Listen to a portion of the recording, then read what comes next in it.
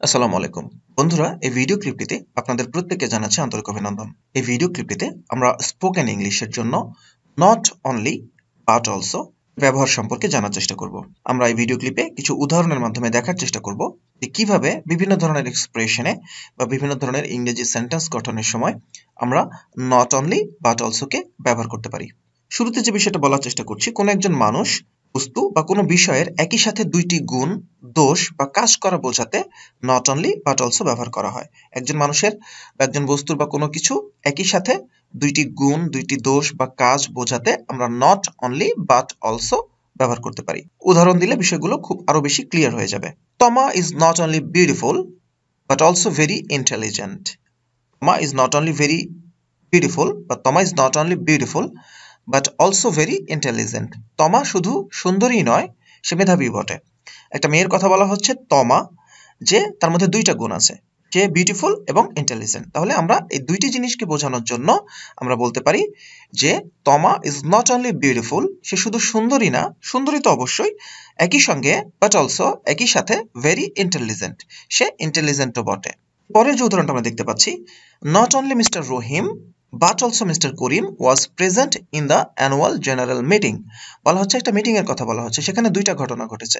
একটা ঘটনা ঘটেছে, একটা মিটিং হয়েছে, সে মিটিং এ দুইজন ব্যক্তির উপস্থিত হওয়ার ঘটনা, দুইজন ব্যক্তি সেখানে আছেন। মিস্টার রহিমও উপস্থিত সেখানে আছেন এবং মিস্টার করিমও সেখানে উপস্থিত আছেন। তাহলে কিভাবে বলবো? নট অনলি মিস্টার রহিম, শুধুমাত্র মিস্টার রহিম না, but also mister Karim, mister করিমও was present in the annual general meeting. Annual general meeting এ মিস্টার করিমও উপস্থিত ছিল। তাহলে দুইটি জিনিস একসঙ্গে বোঝাচ্ছে, দুইজন ব্যক্তির উপস্থিতি বোঝাচ্ছি আমি, মিস্টার রহিম এবং mister Karim.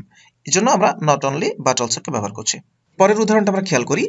Sohel Rana serves not only in a medical college but also in a clinic. Sohel Rana নামে একজন লোকের কথা বলা হচ্ছে, উনি দুইটা জায়গায় কাজ করেন, একটা মেডিকেল কলেজে কাজ করেন এবং ক্লিনিকে উনি কাজ করেন। তাহলে শুধু মেডিকেল কলেজেই কাজ করেন না, উনি ক্লিনিকেও কাজ করেন, দুইটা কাজ একসঙ্গে বোঝাচ্ছে। Sohel Rana serves not only in a medical college, উনি শুধুমাত্র মেডিকেল কলেজেই কাজ করেন না, but also in a clinic, উনি ক্লিনিকেও কাজ করেন। তাহলে একই সঙ্গে দুইটা কাজ বোঝাতে আমরা নট অনলি বা বাট অলসোকে ব্যবহার করছি। এরপরের উদাহরণটা আমরা দেখতে পাচ্ছি, everybody knows that he is not only a good actor but also a good singer. সবাই জানে এভরিবডি নোজ, সবাই জানে দ্যাট, যে he is not only good actor, উনি শুধু একজন ভালো অভিনেতাই নন, but also a good singer, একজন ভালো সিঙ্গারও বটে। উনি একসঙ্গে দুইটা গুণ হোল্ড করেন, উনি ভালো অ্যাক্টর এবং গুড সিঙ্গার। তাহলে কি বলা হচ্ছে? Everybody knows that he is not only good actor, উনি শুধু ভালো অভিনেতাই নন, বাট অলসো গুড সিঙ্গার, একই সঙ্গে উনি একজন ভালো গায়কও বটে। তাহলে দুইটা গুণ আমরা প্রকাশ করলাম। শুধু গুণই হতে হবে এমন না, দুটি কাজ হতে পারে, দুটি দোষও হতে পারে। এটা আমরা পরের উদাহরণে চলে যাচ্ছি। হি not only ate the pizza but also drank the soda. বলা হচ্ছে হি নট অনলি এট, সে শুধু পিৎজাই খেলো না, সে খেয়েছে, দুইটা জিনিস খেয়েছে। এখানে পিৎজা খাওয়ার কথা বলছে এবং সোডাও পান করার কথা বলা হচ্ছে। সোডা আপনারা বুঝবেন কিনা? সোডা আপনি সহজ করে বলতে পারেন সফট ড্রিঙ্ক, সেটাকে সোডা বলা হয়।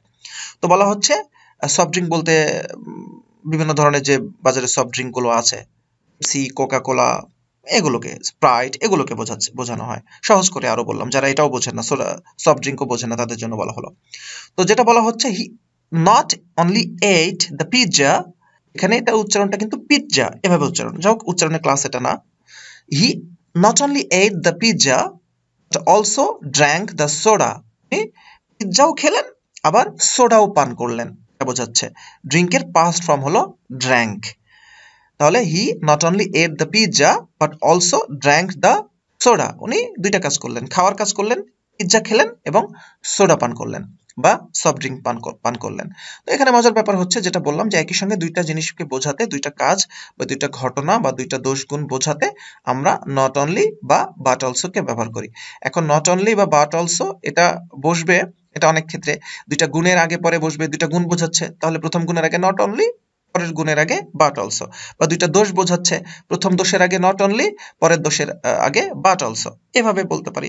দুইজন ব্যক্তির কথা বলা হচ্ছে, তাহলে প্রথম ব্যক্তির আগে নট অনলি, পরের ব্যক্তির আগে বাট অলসো। এইভাবে দুইটা কাজের কথা বলছে, প্রথম কাজের আগে নট অনলি এবং পরের কাজের আগে বাট অলসো। আশা করি বোঝাতে পেরেছি বন্ধুরা। এইভাবে জিনিসগুলোকে আমরা চাইলে প্রকাশ করতে পারি।